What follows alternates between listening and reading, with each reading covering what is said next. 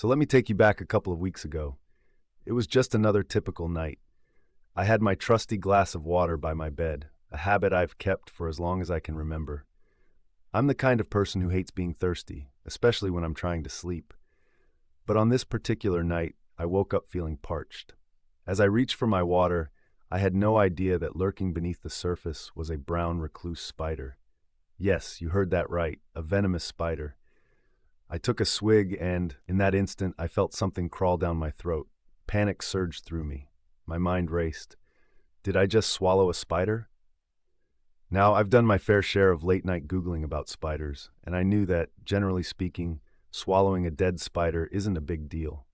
The venom is protein-based and breaks down in our digestive tract. At least, that's what I thought. I convinced myself that I'd ingested a deceased one.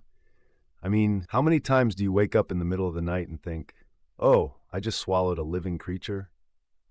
Not often, right? So I tried to shake off the panic and went back to sleep. But about 2 hours later, I woke up and it was like my body had turned against me.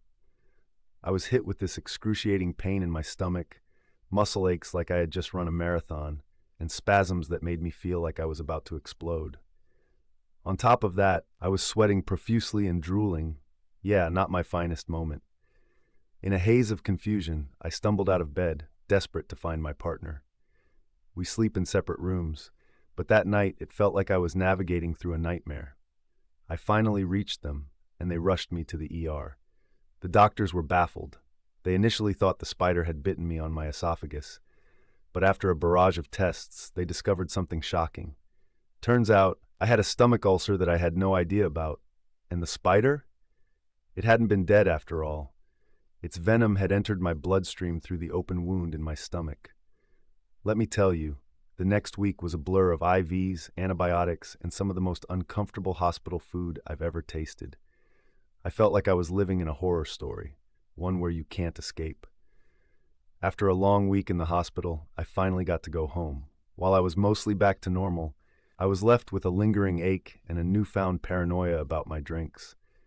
You can bet I won't be drinking water in the middle of the night anymore. I've switched to keeping a sealed bottle instead. Every time I take a sip, I can't help but think about that fateful night.